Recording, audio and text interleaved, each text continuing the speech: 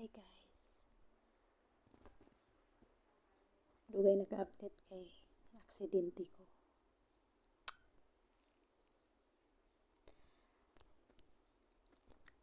Kanina ng umaga, pagkatapos na pagkain sa matanda.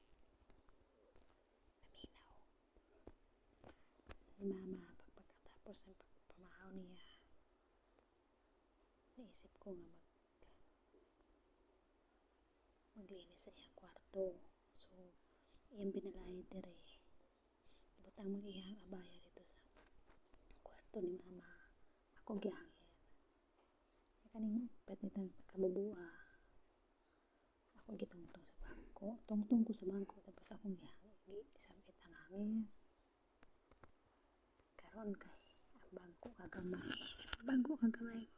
Kahoy. Ito nilansa nga kahoy ba? Karon kay nabalitok mo na siya. Pero samara sa ko ang lapa-lapa. Tapos murag na natuyok ko ba? Sakit sa kumpaan. Baga sakit pagani guys. Tanan. Pakita na ko na inyo ang samad ha. Grabe ko samad.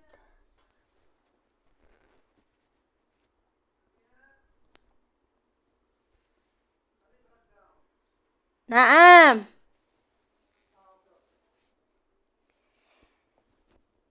Mao na siya samad. Grabe katako sa samad. Nag-iyaw-yawan ko sa tikulang. Yaw-yaw mayo. Kinahanglan magtrabaho daw na ay utok. Dapat na ay utok. Yaw-yaw mayo. Ihapong anak kayaw yaw mayo. Niyon ko na accident man wala man ako tuyo. Kagituyo pa na ako. Dili ko na nakasakit ko no. Nabalitok magani kay kung ulo wala maparok sa CR. Palatok sa CR. Partitude. Tapos maglakaw ko niya. Akong ilakaw na siya mating.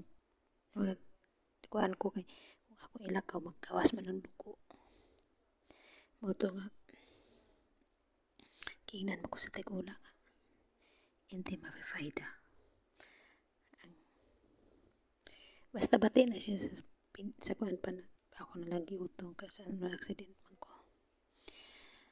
Ningon po diya ang anak nga. Iya ko ng papa. Istorya. Wala pa ko na niya. Sakit ba ito? Iyang istorya. Pero ako isipat tigulang naman siya. Bana sa akong alaga. Butan man na siya pero sakit siguro iyang ulo nga. Kuhaan kay milay makagalam sa tigulang. Kitawag ko ni. Ipakanon ko. Sakit kayo oy. Ngilok ka istan.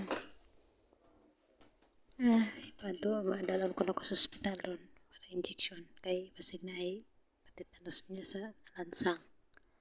Karon niya nang gidok-dok lansang. Agabaya sa ako ang binalay. Ipabalhin. Tungod ko sa arbaya. Sakit kong hawak. Bunog ayaw na balito ko. Wala ko ka-feel og sakit. Minahiwa akong tiil sa lansang. Ka-feel ko sa kong paa, baga, lubot. Nabalito ko. Sakit ka, istanan.